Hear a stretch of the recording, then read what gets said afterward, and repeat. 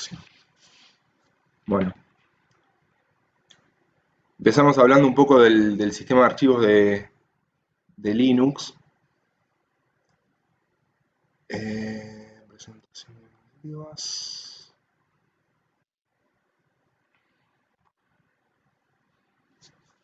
Y hablamos de la estructura digamos, de la partición que genera Linux al utilizar un sistema de archivos extended de 2, 3 o 4.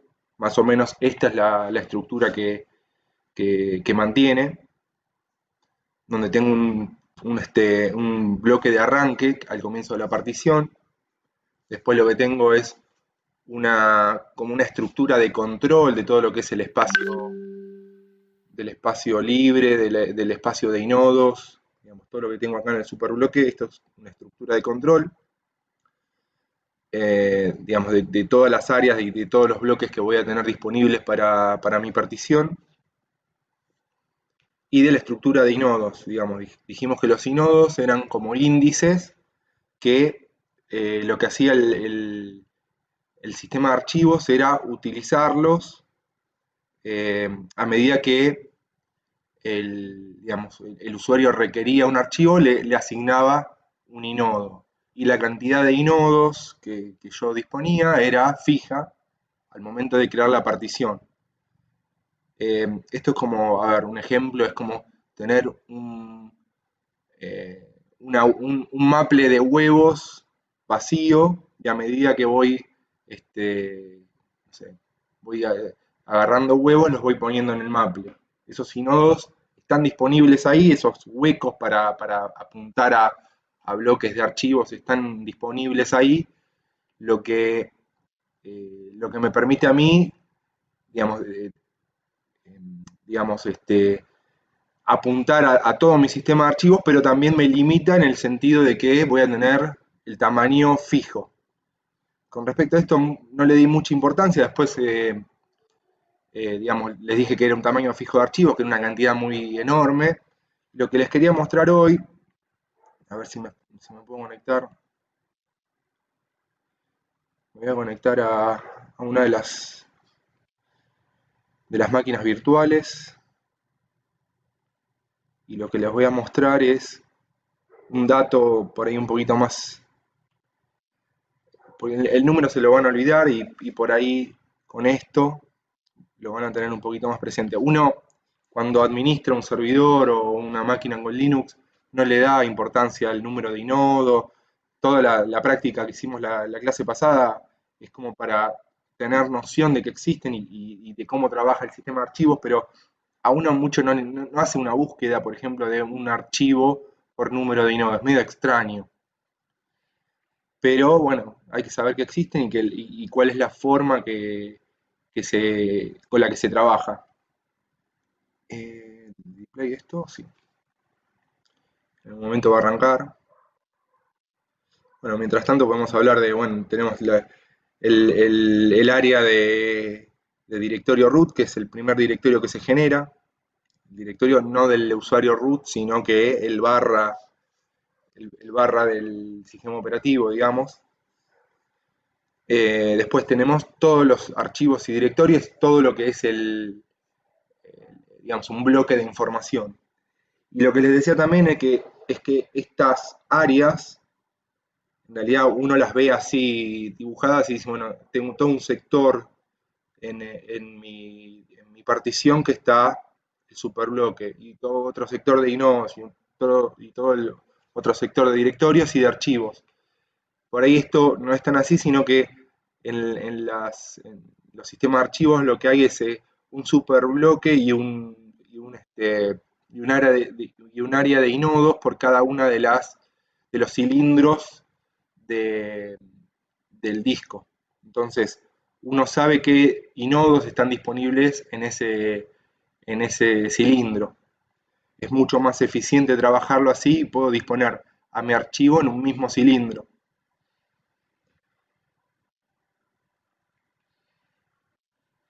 Mientras tanto, la máquina virtual en algún momento arrancará.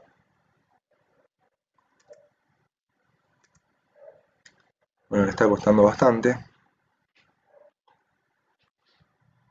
Vamos a ver. Voy a entrar a otra máquina. Otra máquina que tengo por ahí, a ver si tarda menos.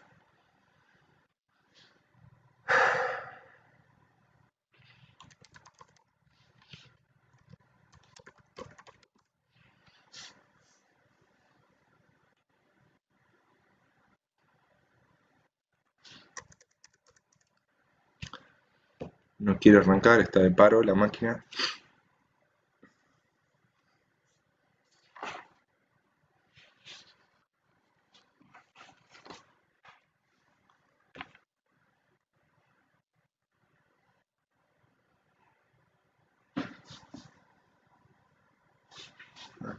Conectaré acá. No lo quería hacer, pero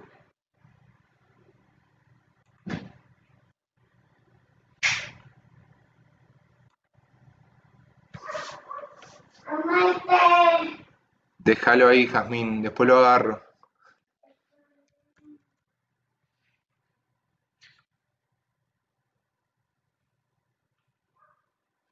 Bueno,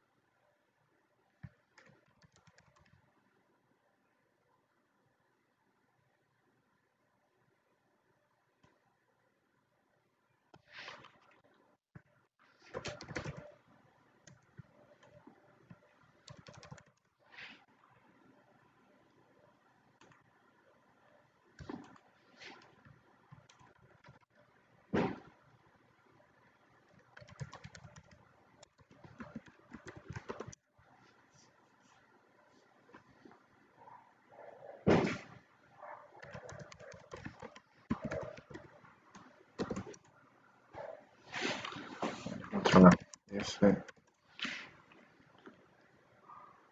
Fíjense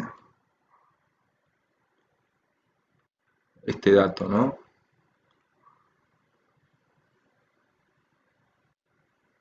Si tiene un DF, yo les había comentado que con DF menos H veo menos H, veo las particiones que tengo montadas en mi sistema operativo.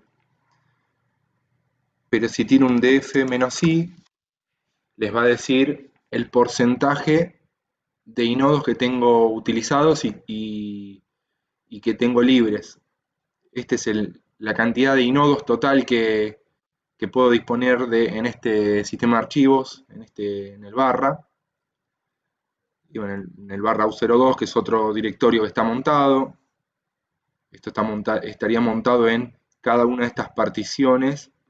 En Linux los discos son, y más en lo que es binware, se representan como SD y el primer disco le pone A, el segundo disco le pone B, el tercer disco C y así sucesivamente.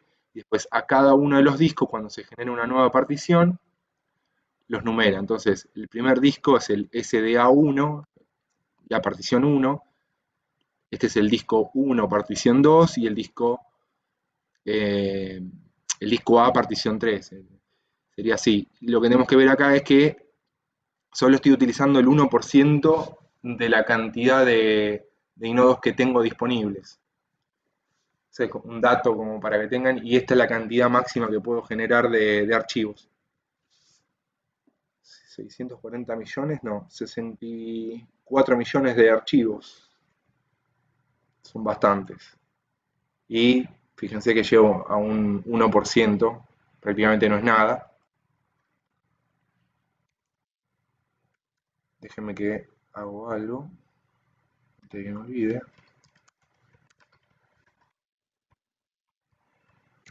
Casi meto la pata.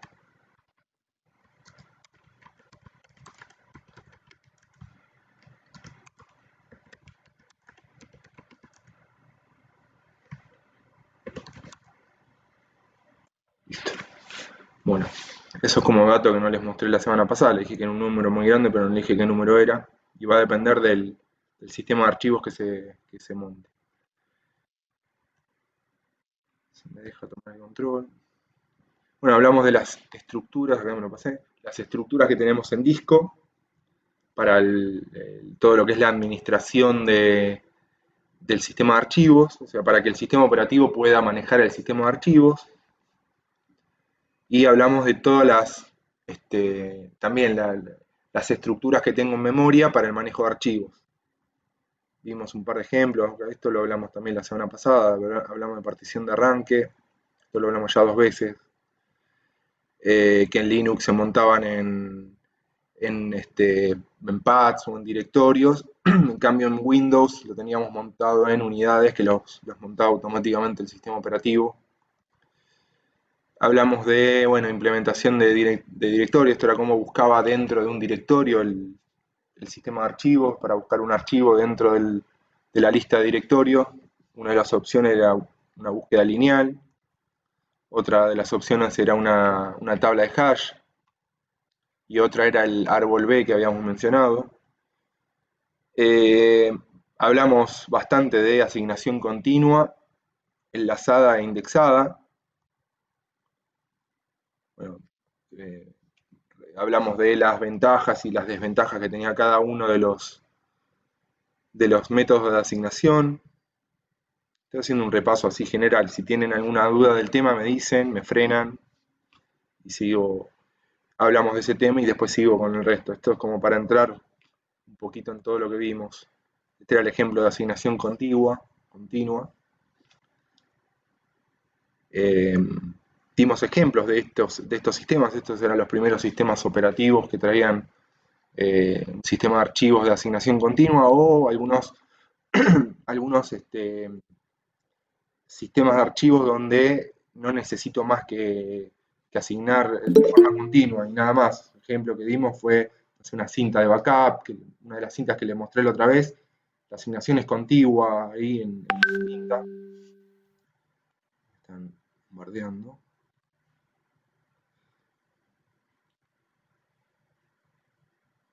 O en un CD o DVD, o dimos el ejemplo de la swap también.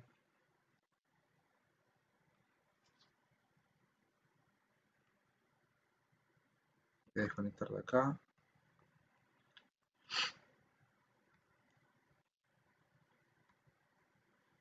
Después empezamos a hablar de asignación enlazada o encadenada, dimos un par de ejemplos de asignación enlazada. Este era el ejemplo, digamos, base del tipo de asignación, pero después hablamos puntualmente de los ejemplos reales que tenemos, FAT16, FAT32, cuáles eran las mejoras que tenían por sobre el método básico, digamos, pero entendiendo este método uno entendía cómo funcionaban los otros. Acá la asignación enlazada o encadenada para disponer el archivo en la partición o en los bloques de datos, lo que sí o sí necesitamos es tener un puntero al final del bloque de datos que apunte al siguiente bloque de datos, y así sucesivamente con cada uno. Esa es la asignación básica, digamos, enlazada. En la FAT, en el ejemplo de FAT, lo que vamos a tener es una tabla, la FAT Allocation Table, que me va de alguna forma a concentrar toda esta información que está desparramada por cada uno de estos bloques, digamos, cada uno de estos punteros que está desparramado en cada uno de estos bloquecitos al final, y los terminamos poniendo en una tabla única.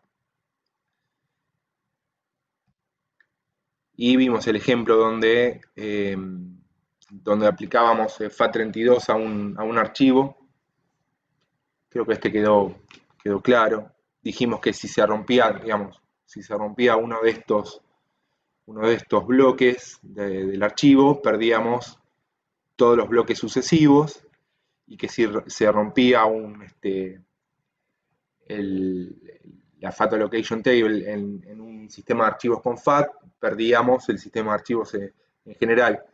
Los viejos virus, los virus de los años 90 y no sé si hasta el año 2000, sí, hasta el año 2000 sí, porque todavía había sistemas con FAT, atacaban esta tabla de alocación de archivos y te la rompían y te rompían el sector del disco donde te quedaba esta tabla para que no se pueda recuperar.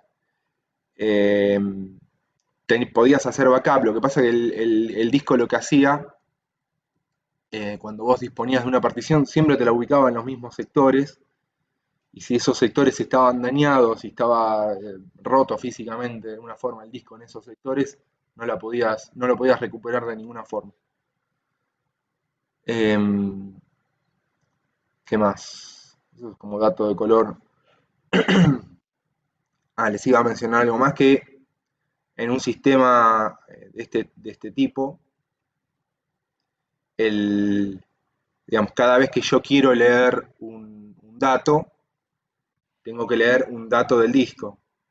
O sea, para leer los datos de este archivo tengo que leer todo este bloque y leer el último bloque, los últimos bytes, 4 bytes o 2 bytes o lo que sea que me apuntan al siguiente bloque, y voy a llegar al bloque de disco siguiente del archivo.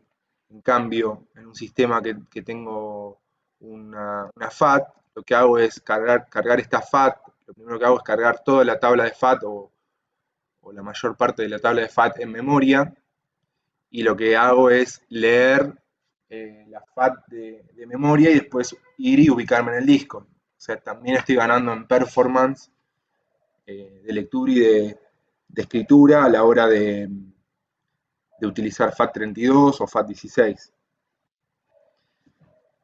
Otro método que empezamos a ver, por lo menos en la teoría, era la asignación indexada, donde lo que voy a tener en este caso es un bloque índice que me va de alguna forma a apuntar a todos los bloques de datos de mi archivo. Hablamos digamos, de qué problemas tenía, qué pasa si se me rompe este bloque, cómo lo direcciono, después qué pasa si el archivo es demasiado grande para la cantidad de índices que tengo en este bloque de índices. Teníamos dos opciones. Uno era apuntar con el último de los bloques a un bloque índice nuevo, o hacer esto sería un esquema enlazado, o hacer que sea un esquema, perdón, que el anterior era un esquema multinivel. Yo al último rojo lo transformaría en verde y sería otro nivel de, como es, de índices. Y si no, apuntar al siguiente bloque y así sucesivamente con cada uno de estos bloques, como si fuese una mezcla entre este y el anterior.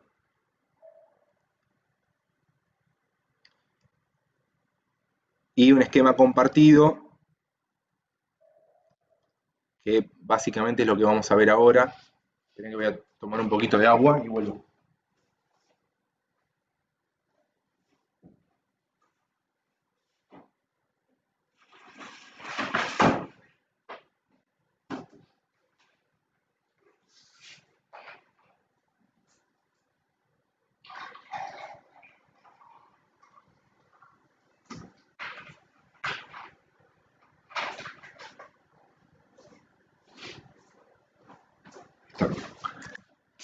Esta es la definición de inodos de sus creadores. Vimos en los ejemplos de inodos. Por ahí algo que no les mencioné es que, supónganse que yo creo un archivo, genero un nuevo inodo, elimino ese archivo y creo otro archivo con otro nombre y utilizo el mismo inodo. O sea, los inodos de alguna forma los reciclo. No es que el archivo, una vez que lo creo y apunto un inodo, ese inodo se pierde, sino que el apuntador está disponible una vez que elimino el archivo para otro archivo cualquiera. Algo como para mencionar que no hicimos, no probamos la semana pasada.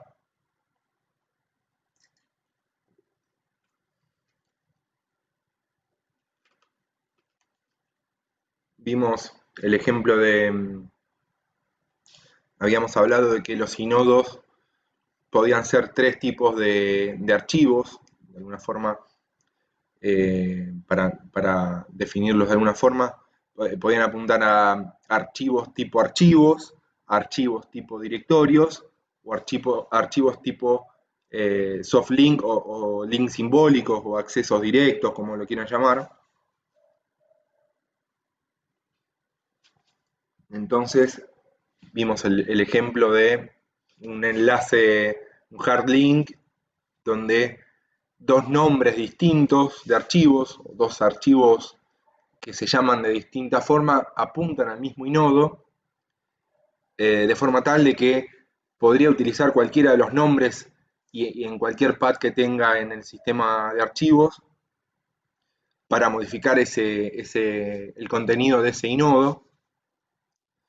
Y el otro ejemplo que vimos era un inodo que es apuntado por un soft link. De alguna forma muy similar a lo que es un acceso directo en Windows. También dijimos que había hard link y se utilizaba muy poco en los sistemas NTFS. Y no hay, de alguna forma, una herramienta gráfica que te permita utilizarlo.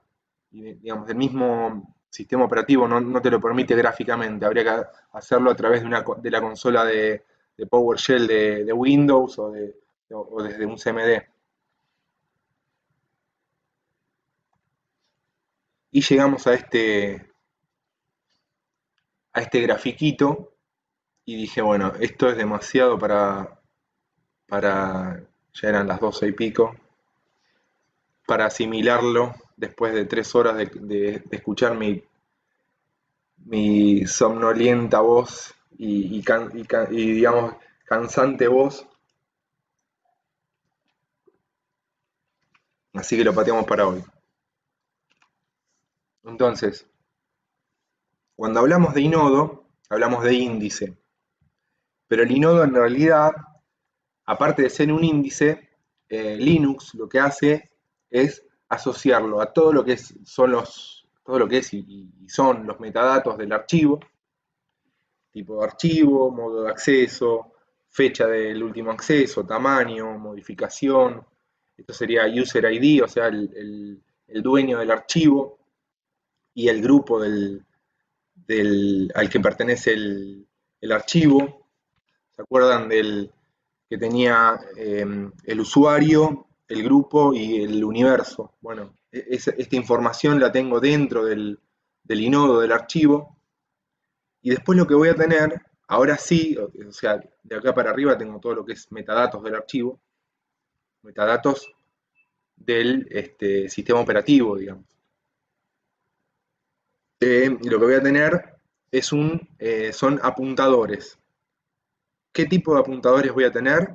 Voy a tener 12 apuntadores directos, o sea, yo lo que tengo acá son punteros, 12 punteros a bloques. O sea, con los apuntadores directos apunto a 12 bloques. En este ejemplo que les estoy mostrando, estaría apuntando con 12 punteros a 12 bloques de 8K. Estos serían 12. ¿No? Grafiqué estos 4, pero estas líneas de puntos simbolizaría que estoy poniendo los 8 que me faltan ahí. ¿Qué más? Con esto podría direccionar 12 por 8. Si me deja. 96. Exacto.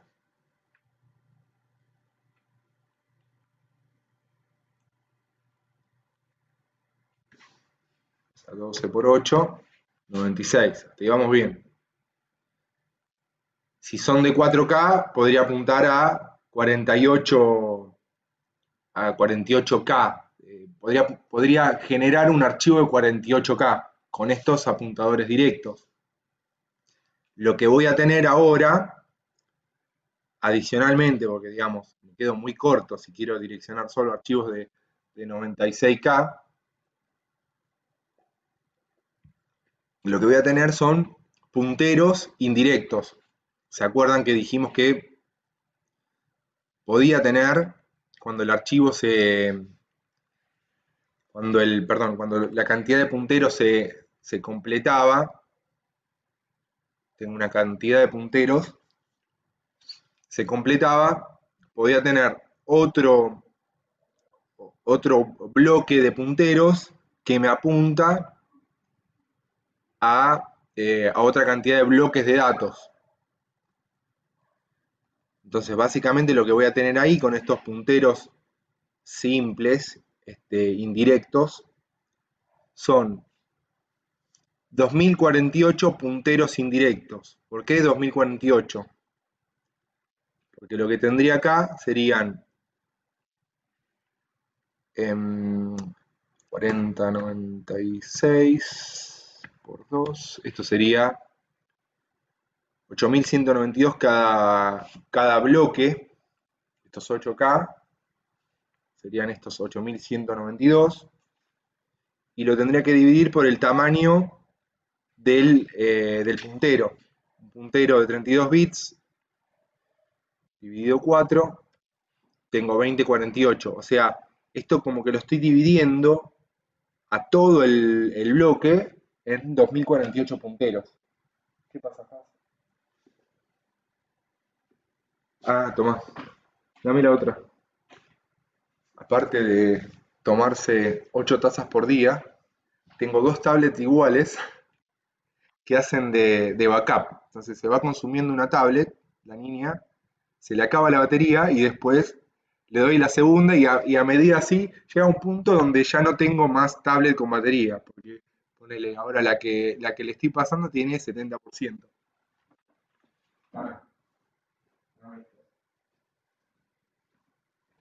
El sábado pasado, menos mal que no di clases porque me lo olvidé de cargar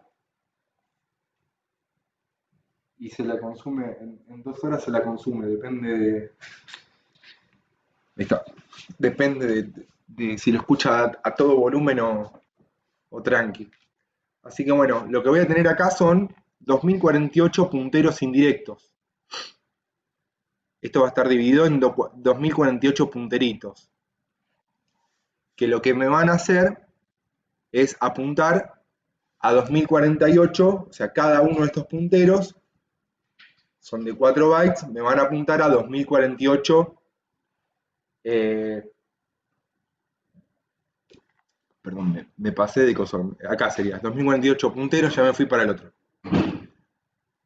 Un puntero indirecto, o sea, esto lo que tendría es un puntero a un solo bloque, que está dividido en 2048, y cada uno de estos punteros apunta a 2048 bloques. O sea, estos serían los primeros 2048. Cuando tengo un puntero indirecto, acá me parece que me faltaron los 3 puntitos porque estos también son 2048 punteros indirectos. Después lo que voy a tener es un puntero doble, que lo que me va a hacer es apuntar a punteros simples. O sea, acá tengo 2048 punteros simples. Y cada uno de estos punteros simples apunta a 2048 bloques de datos. Y lo mismo para lo que es un puntero triple. Acá tengo 2048 punteros indirectos y acá tengo 2048 punteros simples. Y esto lo saco así no molesta. Los punteros simples me apuntan a bloques de datos. Entonces, ¿qué ventaja tengo con esto? Si yo quiero apuntar y crear un archivo menor a 96K, utilizo solo los punteros directos. Si mi archivo crece de alguna forma, lo que empiezo a hacer es utilizar los punteros directos, estos de acá. Si crece aún más y ya no me alcanza, empiezo a utilizar los punteros doble indirecto. Y si crece muchísimo más y llego a un límite, termino de apuntar con los punteros triple indirecto. ¿Se entiende cómo es el concepto? Sí. Sí, sí, va. Después de paginación y segmentación, ya lo pueden asimilar esto tranquilamente porque me parece más gráfico que lo otro. Eh, ejemplo, entonces vamos a hacer un ejemplo. No pasen a la siguiente. ¿Acá lo pedía? No, este es un ejercicio. Pero bueno, ahora lo veremos. Suponiendo una palabra de 32 bits, o sea, el tamaño de mi puntero va a ser de 4 bytes, un bloque de 1K y digamos, lo que voy a tener es estos tamaños que estoy poniendo yo acá es para un caso particular de un sistema de archivos, donde el bloque de datos es de 8K. Podría tener, en este ejemplo, tamaños de 1K, donde lo que voy a tener, por ejemplo, es 10 directos, acá le estoy poniendo 12, este es el ejemplo clásico de Linux. Un indirecto, un indirecto doble y un indirecto triple. No sé por qué creé esto. Y este es el tamaño que tendría, suponiendo todo lo que podría apuntar con este inodo. Entonces, lo que voy a tener es este bloque de apuntadores, que es de 1024 bytes dividido 4, me da 256 punteros directos por bloque. O sea, esto está dividido en vez de estos 2048, lo tengo dividido en 256 punteritos, que en vez de apuntarme a datos de 8K, me van a apuntar a datos de 1K. Y fíjense lo mismo acá, un indirecto doble tendría 256 que apuntan a 256 por el tamaño del bloque. Lo mismo con el indirecto triple, 256 por 256 por 256 por un K, que es el tamaño del bloque. Entonces, de alguna forma, lo que estoy teniendo acá es la fórmula que me representaría el, el tamaño de lo que yo puedo representar con un sistema de archivos con estos tamaños de los punteros del inodo. Fíjense que lo que tengo acá es 256 a la 1, 256 al cuadrado, 256 al cubo. Y después lo que hago es sumarlo todo. Entonces sumo cada uno de estas partes de archivo que puedo apuntar y llego que tengo prácticamente 16 gigas o un poquito más de, de lo que podría digamos, dimensionar un archivo con este sistema de archivos. ¿Se entiende el ejemplo? Sí. ¿Sí? ¿Va bien? ¿El resto? Sí, bien. ¿Va bien? Ahí vemos en un sistema de archivos X3 el tamaño del bloque de 1K, tengo tamaño máximo de archivos de 16 gigas y un tamaño máximo del sistema de archivos de 2 teras.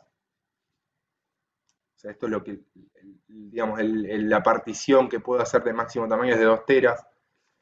Y así con cada uno, ¿no?, de los bloques que puedo generar. Igual acá, ya lo que me está acotando es no los inodos o los punteros, En realidad, no la cantidad de punteros, sino que el tamaño del puntero.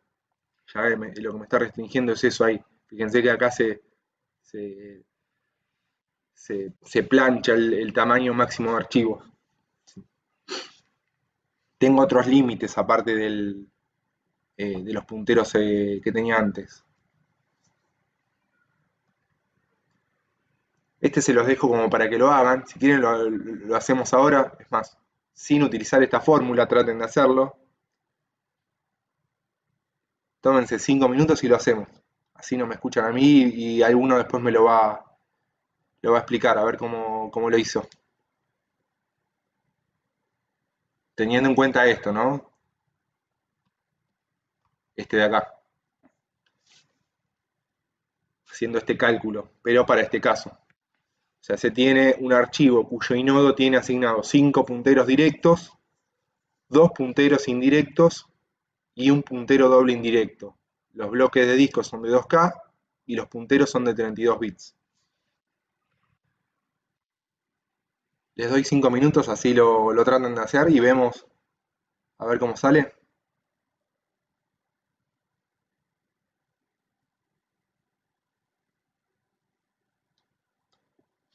Mientras vamos anotando datos.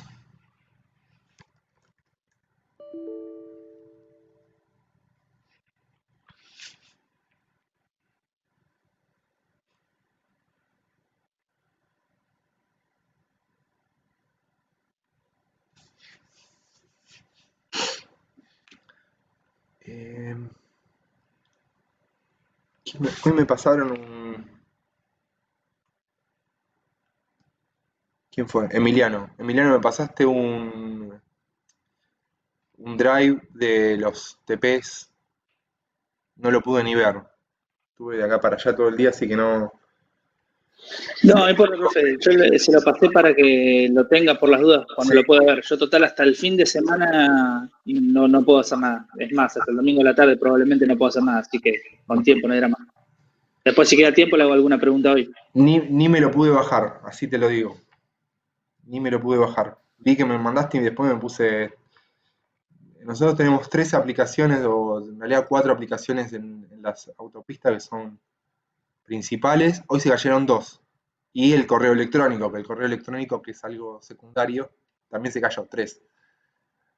Así que estuve todo el día peleando contra eso. Eh, pero si no lo vemos el sábado. Esto lo dejé abierto. Sí, traten de Sí, dar. no hay problema. Hacemos. Igual lo tengo bastante avanzado, son preguntas puntuales, Bueno, pero era simplemente porque esta semana tuve un poquito de tiempo y me metí a hacer ejercicios y me surgieron algunas dudas. ¿las preguntas las hiciste en el TP mismo? ¿O directamente? No, no. No, porque tampoco me imaginé tampoco la idea era que se pongan a leer todo No, bueno, el trabajo ni nada, o sea. bueno.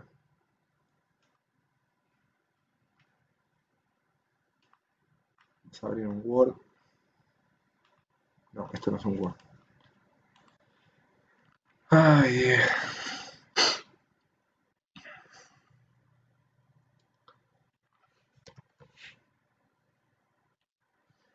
vamos tirando datos en un Word. Si quieren lo vamos haciendo juntos. Yo voy tirando los datos que me van diciendo ustedes. Así no sé. Igual, profe, disculpe que lo moleste, pero estaría bueno que si el sábado o el domingo, cuando haga la clase, que dé alguna explicación porque hay un par de ejercicios que no sé cómo resolverlos, Bueno, sí, díganme, porque yo díganme estoy también cuál, media trabada. díganme cuál y vemos.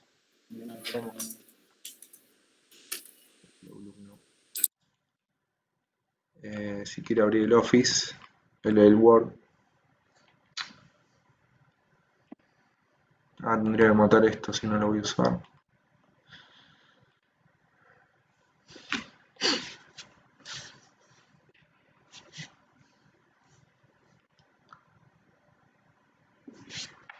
¿Tienen idea cuándo terminan las clases formalmente? Sí, Las clases terminan el sábado 18, ese es el por calendario. Se puede extender un poquitito según la materia la semana siguiente, pero la semana del 27 está programada lo que son los exámenes integradores, en el caso que se decida hacer examen integrador de la materia. ¿Y cómo la ven? ¿El examen integrador presencial? No creo, ¿no? No, imposible. Si de hecho ya se abrió lo que es el curso de preparación para los ingresantes del segundo cuatrimestre y ya el segundo cuatrimestre eso se hace de manera virtual y los que se anoten ahí van a poder anotarse las materias del primer cuatrimestre recién para el año que viene. Es decir, el cuatrimestre que viene no se abre ninguna materia para ningún ingresante del segundo cuatrimestre. Y en principio la carrera, todas las carreras segundo cuatrimestre empiezan